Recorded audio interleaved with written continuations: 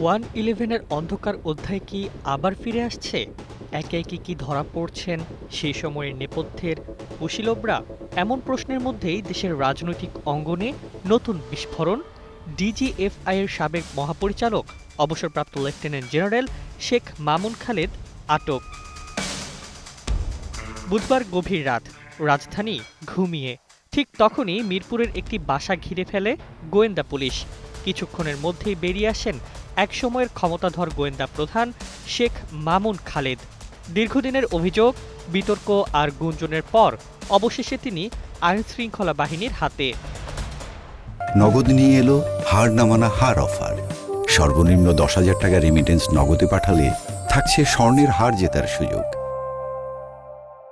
গোয়েন্দা সূত্র বলছে এটি হঠাৎ কোনো অভিযান নয়, এর পেছনে আছে দীর্ঘ অনুসন্ধান। অভিযোগের তালিকাও ভারী।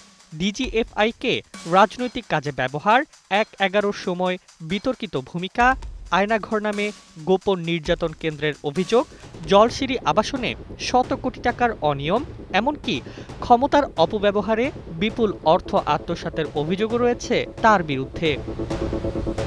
আরও নাটকীয় তথ্য, তার বিদেশে পালানোর আশঙ্কায় আগেই আদালত তার ও তার স্ত্রীর বিদেশ যাত্রা বন্ধ করে দিয়েছিল। দুর্নীতি দমন কমিশনের তদন্তে উঠে আসে অবৈধ সম্পদ, শেয়ার ব্যবসায় অনিয়ম এবং অর্থ পাচারের ইঙ্গিত, যেন ধীরে ধীরে জাল গুটিয়ে আসছিল তার চারপাশে।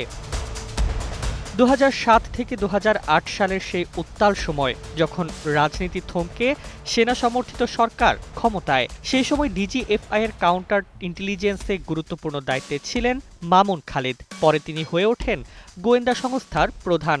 ক্ষমতার কেন্দ্রবিন্দুতে থাকা এই মানুষটিকে ঘিরেই তৈরি হয় বহু বিতর্ক, বহু অভিযোগ। এরই মধ্যে আরেক নাটকীয় মোড়। মাত্র ২ দিন আগে গ্রেপ্তার হয়েছেন ওয়ান-ইলেভেনের আরেক প্রভাবশালী মুখ, অবসরপ্রাপ্ত লেফটেন্যান্ট জেনারেল মাসুদ উদ্দিন চৌধুরী। জরুরি অবস্থা জারি থেকে শুরু করে শীর্ষ রাজনৈতিক নেতাদের গ্রেপ্তার, সবকিছুর সঙ্গে যার নাম জড়িয়ে আছে। তার গ্রেপ্তারের পরই রাজনৈতিক অঙ্গনে প্রশ্ন উঠেছিল, শুরু হলো কি হিসেব চুকানোর অধ্যায়? এখন সেই প্রশ্ন আরও জোরালো। একে একে কি ধরা পড়ছেন ওয়ান-ইলেভেনের নেপথ্য কারিগররা?